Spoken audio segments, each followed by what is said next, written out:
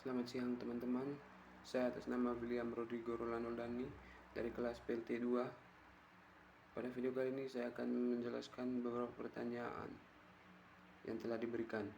Yang pertama, perbedaan dan persamaan laba-laba dan belalang. Yang pertama, laba-laba mempunyai 8 kaki sedangkan belalang hanya mempunyai 6 kaki. Yang kedua, serang belalang terdiri dari 3 bagian tubuh, yaitu kepakan toraks dan abdomen. Sedangkan laba-laba hanya dari 2 bagian, yaitu gabungan kepala dan toraks yang disebut kepala toraks serta abdomen. Yang ketiga, laba-laba memiliki mata sederhana, sementara belalang memiliki mata majemuk. Yang keempat, laba-laba mampu membuat jaringan sutra, sedangkan belalang tidak bisa. Yang kelima, laba-laba tidak bisa terbang, sedangkan belalang bisa karena memiliki sayap untuk terbang. Yang keenam,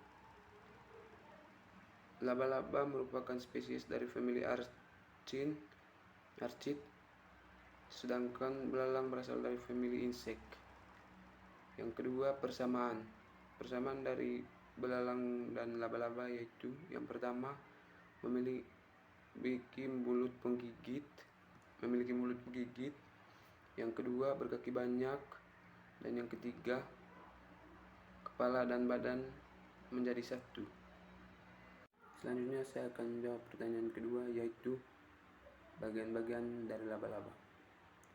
Laba-laba hanya memiliki dua bagian tubuh, yaitu segmen bagian depan dan segmen bagian belakang.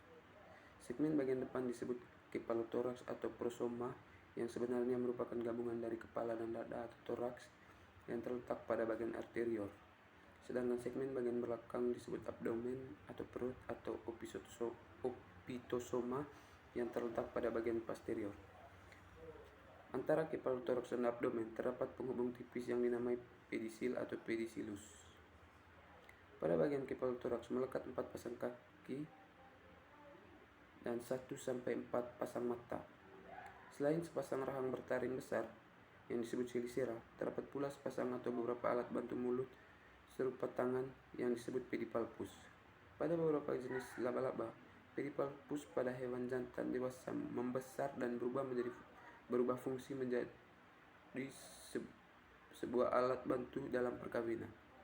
Laba-laba tidak memiliki mulut atau gigi untuk mengunyah. Sebagai gantinya, mulut laba-laba berupa alat menghisap untuk menyedot cairan tubuh. Yang terakhir saya akan menjelaskan bagian-bagian dari belalang. Tubuh belalang terdiri dari 3 bagian tubuh utama, yaitu yang pertama kepala, yang kedua dada atau toraks, yang ketiga perut atau abdomen. Belalang juga memiliki 6 kaki bersendi, 2 pasang sayap dan 2 antena. Kaki belakang yang panjang digunakan untuk melompat, sedangkan kaki depan yang pendek digunakan untuk berjalan. Meskipun tidak memiliki telinga, belalang tetap dapat mendengar. Alat pendengaran pada belalang disebut tipanum dan terletak pada abdomen dekat sayap.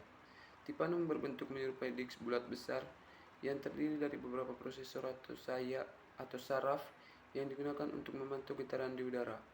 Secara fungsional mirip dengan gendang telinga manusia. Belalang mempunyai 5 mata, antara lain 2 kompon A dan 3 oceli. Belalang termasuk dalam kelompok hewan berkerangka luar atau exoskeleton. Sekian dan terima kasih.